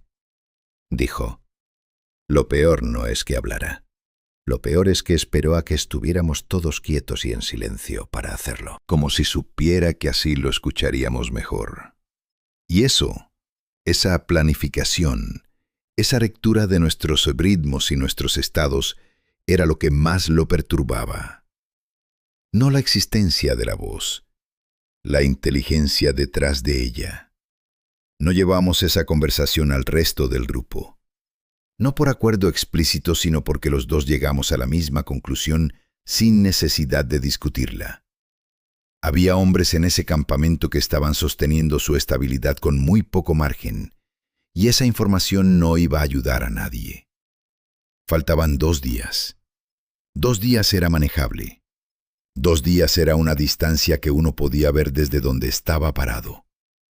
Esa tarde, mientras el resto hacía las últimas tareas de campo, me quedé en el campamento con el pretexto de organizar el equipo de medición para el transporte. Era un trabajo real, pero también era una excusa para estar solo un rato con mis pensamientos. Me senté en el borde del patio central con mi libreta y releí todo lo que había anotado desde el primer día. Las mediciones de las huellas, la descripción de la zona hundida, el reporte de Castillo, las trampas de Evaristo, los árboles marcados, la marca en el suelo del cuarto, la exhalación afuera del comedor. Y ahora esto. Lo leí todo en orden y por primera vez lo vi como una secuencia completa en lugar de una colección de eventos separados. Y la secuencia tenía una lógica que yo no había visto mientras la vivía, porque cuando uno está adentro de algo, no puede ver la forma que tiene desde afuera. Pero leyéndolo todo junto era evidente. Había sido una progresión deliberada. Cada cosa había llegado después de la anterior, en un orden que tenía sentido, que escalaba de menor a mayor, de más lejano a más cercano, de más indirecto a más directo. No había sido caótico ni aleatorio, había sido metódico. Como cuando alguien que tiene todo el tiempo del mundo decide tomárselo. Cerré la libreta y miré el bosque norte durante un rato largo. Luego pensé en los 2 días que faltaban y me pregunté si la secuencia que había estado siguiendo tenía un paso más. Si había algo después de la voz en la noche que todavía no habíamos experimentado. Y si ese paso iba a llegar antes de que llegaran las camionetas o después. Esa pregunta me acompañó durante las siguientes 48 horas, como una piedra pequeña adentro del zapato, presente en cada momento, imposible de ignorar, demasiado pequeña para justificar que te detuvieras, pero suficientemente constante para recordarte todo el tiempo que estaba ahí. El día antes de la partida, Rodrigo me llamó al depósito de herramientas para ayudarlo a hacer el inventario final de cierre. Era un trabajo rutinario: contar equipos, registrar lo que quedaba, preparar la documentación que la empresa necesitaba para archivar el contrato. Fui sin pensar demasiado. Era la clase de tarea mecánica que uno agradece cuando la cabeza está llena de cosas que no puede resolver. Trabajamos en silencio durante casi media hora. Rodrigo dictando números y yo anotando en el formulario, abriendo cajones, contando piezas, revisando los equipos de medición en sus estuches. El depósito olía a aceite de máquinas y a madera húmeda, un olor denso y cerrado que se acumulaba ahí dentro sin ventilación. Afuera el cielo estaba nublado, y la luz que entraba por la única ventana pequeña era gris y plana, del tipo que aplana las sombras y hace que todo parezca del mismo tono. Estábamos en la sección del fondo, revisando los últimos estantes, cuando Rodrigo se detuvo. Se quedó quieto mirando la pared trasera del depósito, la que daba hacia el bosque norte. Yo seguí con lo que hacía un segundo más antes de notar que había dejado de hablar. Levanté la vista. Y entonces lo vi también. En la parte baja de esa pared, a nivel del suelo, había algo que no había estado ahí cuando habíamos entrado al depósito días antes. Lo sabía con certeza porque yo había estado en ese depósito varias veces durante la estadía y esa pared siempre había estado intacta. Ahora una de las tablas inferiores estaba combada hacia adentro, no rota, no astillada, sino doblada con la presión específica de algo que empujó desde afuera, con un peso sostenido y calculado. La madera había cedido lo suficiente para crear un espacio en la base, una abertura de unos 20 centímetros de altura, irregular, pero deliberada. Y en los bordes de esa abertura, en la cara interior de las tablas, había marcas de presión, puntos específicos donde algo había concentrado la fuerza, con una distribución que correspondía exactamente a la de unos dedos muy largos, apretando desde afuera. Rodrigo se agachó lentamente y miró por la abertura hacia afuera. Yo hice lo mismo desde otro ángulo. No había nada visible del otro lado, solo tierra y los primeros troncos del bosque a unos metros. Luego Rodrigo dirigió la linterna hacia el suelo del interior del depósito, justo dentro de la abertura. Y ahí estaban, las mismas marcas de siempre, la parte delantera de un pie enorme impresa en el polvo, y la tierra suelta que se acumulaba en ese rincón. Profundas, recientes, con las marcas de las uñas rayando la madera del piso debajo del polvo. Algo había empujado esa pared desde afuera. Había creado la abertura. Había metido el pie adentro. Y luego se había ido. No había entrado más. Se había quedado en el umbral exacto, con un pie dentro y el resto afuera, y había mirado. Solo eso. Mirado y se había ido. Rodrigo apagó la linterna y se incorporó despacio. Nos miramos. No había nada que decir que las marcas no hubieran dicho ya con más claridad. Finalmente Rodrigo habló, con esa voz controlada de siempre, pero con algo debajo que yo reconocí como la versión adulta y contenida de lo que en otro hombre habría sido temblor. Dijo: «Mañana nos vamos a las 5 de la mañana, 2 horas antes de lo acordado. Termina el inventario, anota lo que falta y cierra el formulario. No le digas nada a nadie de esto esta noche. Mañana todos en las camionetas a las 5. Asentí. Terminé el inventario. Cerré el formulario. Salí del depósito y pasé el resto de esa tarde haciendo como que todo era normal, que era lo mismo que había estado haciendo durante semanas y que para ese punto ya hacía casi sin esfuerzo consciente. Lo que sí hice esa noche, después de cenar, fue sentarme en mi catre con la libreta y escribir una última entrada antes de guardarla en el fondo de la mochila. Describí las marcas en la pared del depósito. Describí la abertura y los dedos y las marcas en el suelo. Y al final escribí una observación que era la que más me pesaba de toda la experiencia. Que en todas las semanas que habíamos estado ahí, con todos los acercamientos graduales, con toda la escalada de contacto, nunca habíamos sido agredidos. Nunca habíamos sido lastimados. Nunca habíamos sido bloqueados o impedidos de hacer nada. Lo que había pasado en el depósito era la demostración más clara de eso. Podría haber entrado. Tenía la fuerza para haberlo hecho. La misma fuerza que había doblado esas tablas de madera, dura como si fueran cartón. Y no lo hizo. Se detuvo en el umbral, dejó su marca en el suelo y se fue. Eso no era el comportamiento de algo que quería hacernos daño. Era el comportamiento de algo que quería que nos fuéramos. Y que estaba esperando, con una paciencia que yo no podía terminar de comprender, a que lo hiciéramos por nuestra propia cuenta. Cerré la libreta y apagué la linterna. Afuera el bosque estaba quieto. Una quietud diferente a la de otras noches, no tensa ni cargada, sino simplemente presente, como el silencio de algo que ya tomó una decisión y está esperando que se ejecute.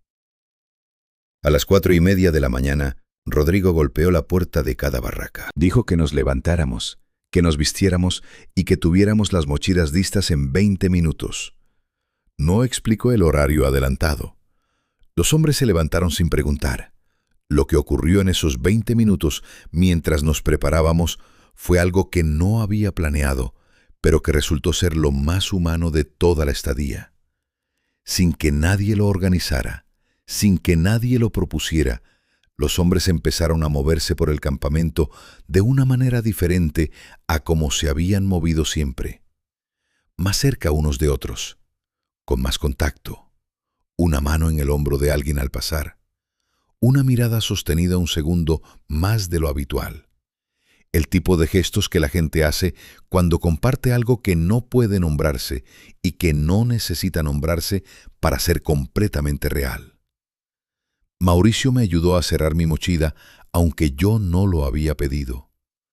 Castillo cargó el equipo de Gerardo sin decir nada. Evaristo caminó al lado de todos durante esos 20 minutos, no al frente como solía hacer, sino al lado, como si intuyera que en ese momento específico lo que los hombres necesitaban no era alguien que los guiara, sino alguien que caminara junto a ellos. A las 5 en punto, las camionetas arrancaron. Rodrigo iba en la cabina del primer vehículo. Yo en la parte trasera del segundo, con 7 hombres más apretados entre mochilas y equipo, con el frío de la madrugada pegándonos en las manos y en la cara. El camino de tierra que salía del campamento estaba oscuro todavía, con los faros abriendo un túnel de luz entre los árboles que se cerraban a ambos lados. Nadie habló durante los primeros minutos. Solo el motor y el crujido de la tierra bajo las ruedas y el bosque pasando a los lados en la oscuridad. Y entonces, cuando el campamento ya había quedado a varios minutos atrás y el camino empezaba a abrirse un poco más, Mauricio, que iba sentado frente a mí, miró por encima de mi hombro hacia la parte trasera abierta de la camioneta y se quedó con la vista fija en algo por un segundo. Luego apartó los ojos y los cerró. No me di vuelta, no miré hacia atrás, pero vi su cara, y lo que vi en ella fue suficiente para saber que si me hubiera dado vuelta, habría visto algo entre los árboles que se quedaba atrás mientras nosotros avanzábamos. Algo que no corría detrás, que solo estaba ahí, parado, viéndonos ir. La última noche en ese campamento empezó 3 horas antes de lo que esperábamos y terminó de una manera que todavía no sé cómo clasificar. Eran las 5:30 de la tarde, con el sol todavía visible pero ya bajo, cuando el primer sonido llegó desde el norte. No fue sutil, no fue el inicio gradual de otras noches, ese creciendo lento que empezaba casi imperceptible y se construía durante horas. Fue directo, presente, sin introducción. Un movimiento pesado entre los árboles del borde norte, a una distancia mucho menor que en noches anteriores, tan cercano que se podía escuchar la diferencia de textura entre un paso en tierra suelta y un paso en raíz expuesta. Tan cercano que los pájaros que todavía estaban activos a esa hora se callaron todos al mismo tiempo, como un interruptor que alguien apagó de golpe. Yo estaba en el patio central cuando llegó ese primer sonido. Me quedé quieto un segundo procesando lo que escuchaba y luego entré al comedor. Cuando abrí la puerta, había ya 6 hombres adentro que habían llegado desde distintos puntos del campamento en el mismo momento, cada uno con esa cara de quien acaba de tomar la misma decisión que los demás sin haberla coordinado. En los siguientes 20 minutos llegaron todos los demás. 19 hombres en el comedor, con la tarde todavía afuera y el sol todavía sin ponerse del todo. Apiñados alrededor de las mesas, con las mochilas ya a medias preparadas, porque todos habíamos empezado a guardar cosas desde la mañana sin decirlo explícitamente. Rodrigo cerró la puerta del comedor con el pasador. Encendió todas las linternas disponibles y las distribuyó por el espacio. Luego se sentó en la cabecera de la mesa principal y no dijo nada. Eso fue todo. Y fue suficiente. Los sonidos esa tarde tenían una cualidad que las noches anteriores no habían tenido. No rodeaban el campamento en arco como antes. Venían de puntos fijos y se detenían. Luego de otro punto fijo. Luego de otro. Como si algo estuviera eligiendo posiciones alrededor del comedor específicamente, no del campamento entero, sino de ese edificio, como si ya supiera que ahí era donde estábamos concentrados. Esa especificidad era lo más perturbador de todo, porque implicaba observación acumulada. Implicaba que durante semanas había estado prestando atención a nuestros patrones y que ahora usaba ese conocimiento. Hacia las 8 de la noche los sonidos se acercaron todavía más. No de manera continua, sino en intervalos, con silencios entre cada acercamiento, que se sentían como contenciones de algo que podía elegir cuándo moverse y cuándo no. En uno de esos silencios, Mauricio me miró desde el otro lado de la mesa y me dijo en voz muy baja que sentía que lo estaban contando. No a él específicamente, a todos. Que la sensación era exactamente esa, la de ser inventariado. Le dije que probablemente era el cansancio. Pero yo también lo sentía y no tenía una explicación mejor que la de él. A las 9:15 ocurrió lo que ocurrió. Yo estaba sentado en el extremo de la mesa más cercano a la pared oeste del comedor. Benítez estaba a mi derecha. Estábamos los dos en silencio, escuchando, cuando la pared a mi izquierda se movió. No fue un golpe. No fue el tipo de impacto que hace un puño o una piedra. Fue una presión lenta, sostenida, aplicada desde afuera con un control que resultaba más aterrador que cualquier violencia directa habría sido. La pared cedió hacia adentro unos 3 centímetros, con un gemido largo y profundo de la madera que se deformaba bajo un peso que yo no quería calcular, y luego se detuvo. Las tablas quedaron combadas hacia adentro, visiblemente distintas a como habían estado antes. La linterna que colgaba de un clavo en esa pared se balanceó una vez, 2 veces, y se quedó quieta. El comedor entero contuvo la respiración. No exagero al decir eso. El sonido que se dejó de escuchar en ese momento fue el sonido de 19 personas respirando, y su ausencia fue tan total y tan repentina que el único ruido que quedó fue el zumbido del generador afuera y el latido propio de cada uno, que en mi caso yo podía escuchar claramente en mis sienes. La presión en la pared duró quizás 10 segundos. Luego se retiró. La madera no volvió completamente a su posición original. Quedó ligeramente combada, una evidencia permanente de lo que había pasado. Y después de eso, silencio. No el silencio de algo que se fue. El silencio de algo que se quedó pero dejó de hacer ruido, que es una categoría completamente diferente y mucho más difícil de sobrellevar.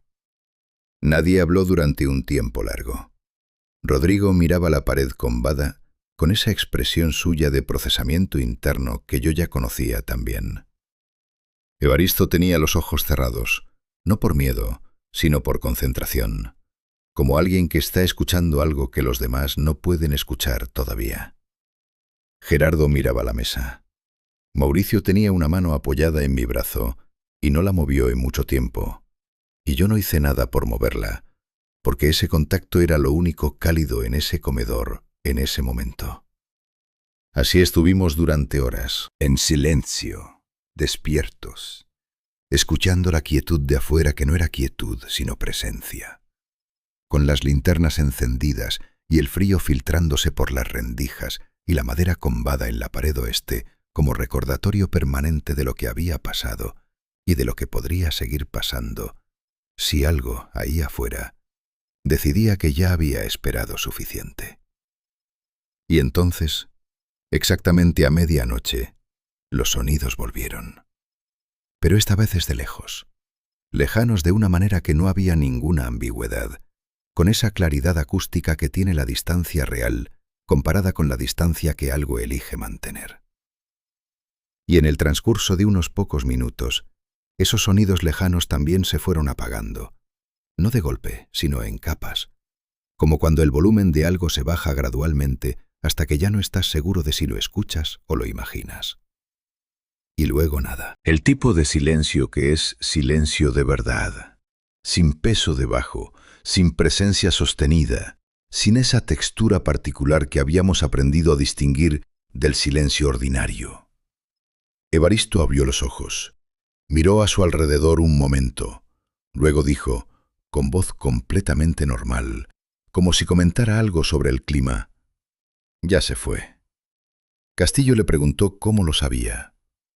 Evaristo dijo que el bosque volvió a respirar. Y era verdad, aunque yo no hubiera sabido nombrarlo así. Había algo en la calidad del silencio que era diferente, que tenía la textura liviana y ordinaria del bosque nocturno normal, y no la textura densa y cargada de las semanas anteriores. Nadie celebró. Nadie dijo nada significativo. Rodrigo miró su reloj, luego miró a los hombres y dijo: 4 horas para que aclare. Duerman lo que puedan. Nadie durmió. Pero la diferencia era que esta vez el insomnio era liviano. Era el insomnio normal de alguien que está a punto de irse a un lugar que quiere estar, y no el insomnio pesado de las semanas anteriores. Y esa diferencia, esa distinción aparentemente pequeña, fue la primera cosa que sentí en mucho tiempo que se parecía a algo que podía llamarse alivio sin mentirme. Salimos cuando el cielo todavía era negro y las estrellas todavía estaban ahí, y ninguno de los 19 hombres miró atrás cuando las camionetas arrancaron. Ninguno excepto Mauricio, y eso fue suficiente para todos. Las mochilas estaban cargadas desde la noche anterior. Nadie había dormido, pero nadie estaba lento. Había en los movimientos de esa madrugada una energía particular. No la energía del descanso, sino la del animal que finalmente ve abierta la puerta de la jaula y no necesita que nadie le explique qué hacer. En 20 minutos el campamento estaba vacío de personas. Quedó todo lo demás. El equipo de medición en el depósito, las provisiones en la cocina, las literas con las cobijas dobladas como si los hombres fueran a volver en algún momento. Nadie propuso llevarse nada que no fuera personal. Nadie preguntó si debían intentar guardar algo de valor para la empresa. Rodrigo tampoco lo mencionó.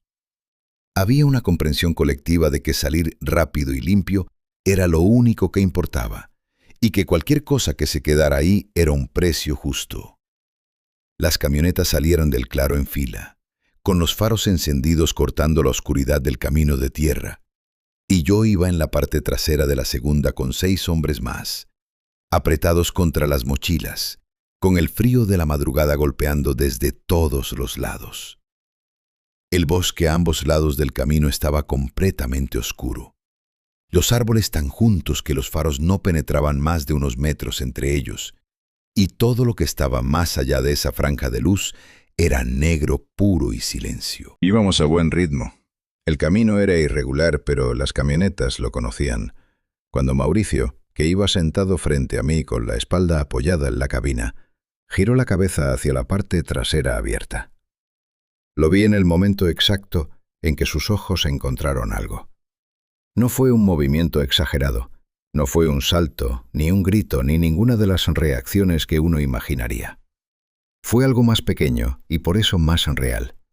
Sus ojos se abrieron un poco más de lo normal, su mandíbula se apretó, y durante exactamente 3 o 4 segundos se quedó completamente inmóvil mirando hacia atrás. Luego, con un movimiento deliberado y lento, giró la cabeza hacia adelante, apoyó los codos en las rodillas y cerró los ojos. No pregunté. Él no dijo nada.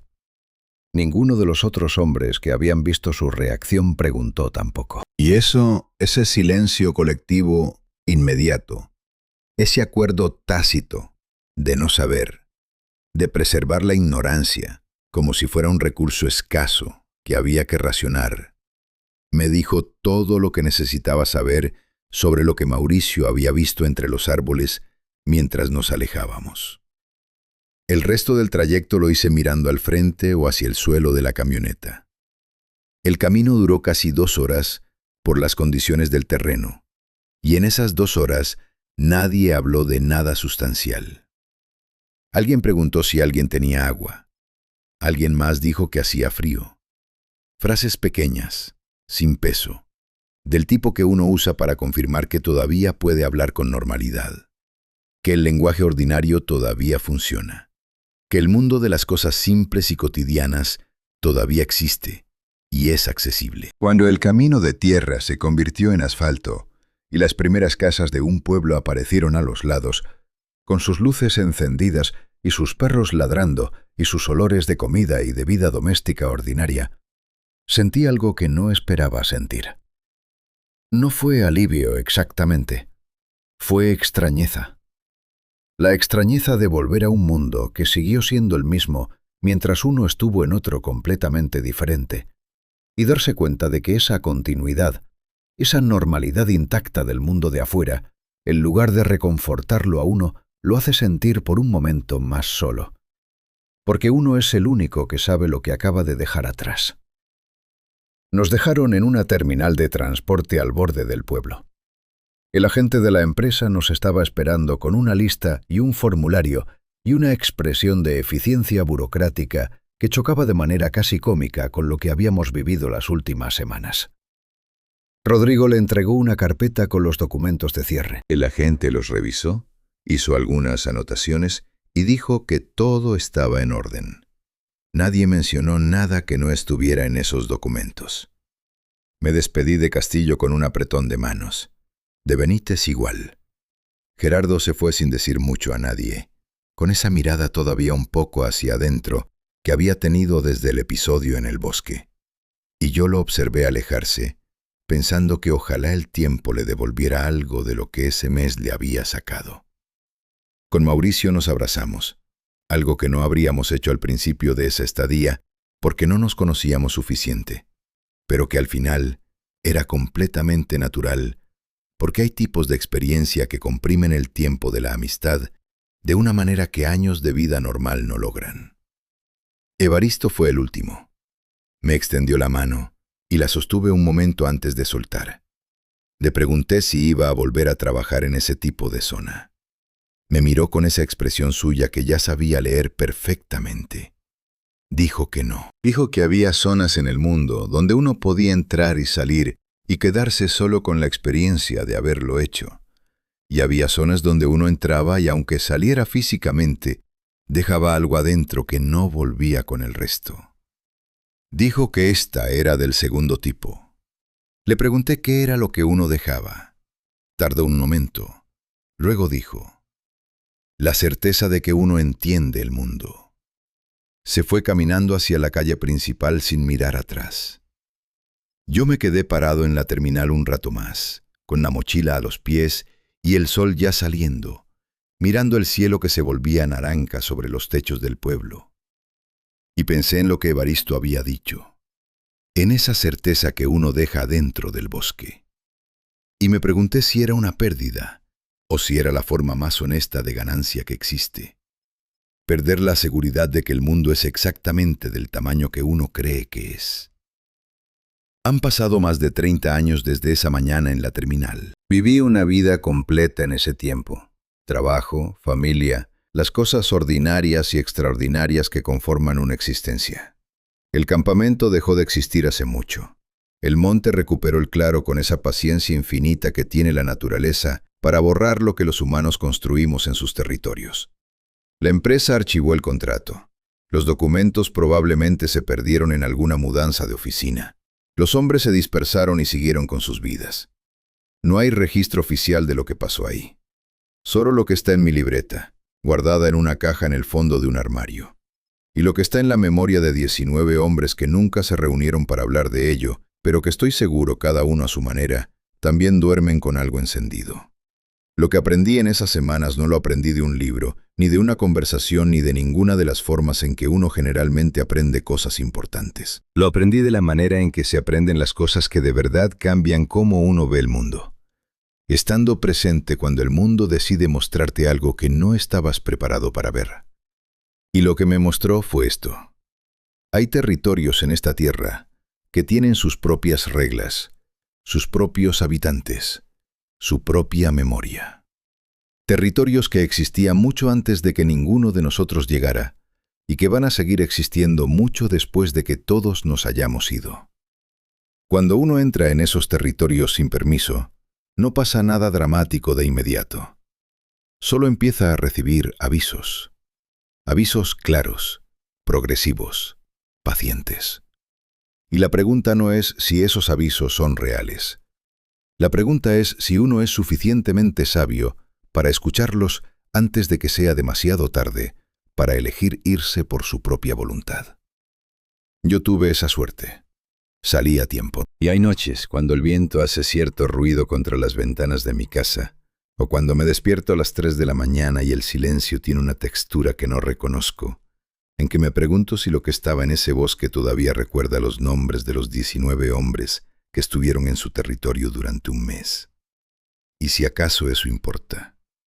Ahora te pregunto a ti, que escuchaste todo esto hasta el final.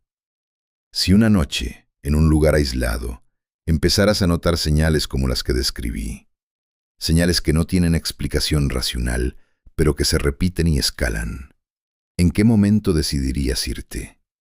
Y sobre todo, ¿serías honesto contigo mismo sobre lo que estás viendo? ¿O buscarías la explicación más cómoda hasta que ya no hubiera opción de elegir? Escribe tu respuesta en los comentarios. Quiero saber qué habrías hecho tú. Y si esta historia te llegó de verdad, si sentiste aunque sea una fracción de lo que yo sentí contándola, dale like y suscríbete al canal. Hay más historias como esta esperando. Y no todas terminan con los 19 hombres llegando a salvo a la terminal.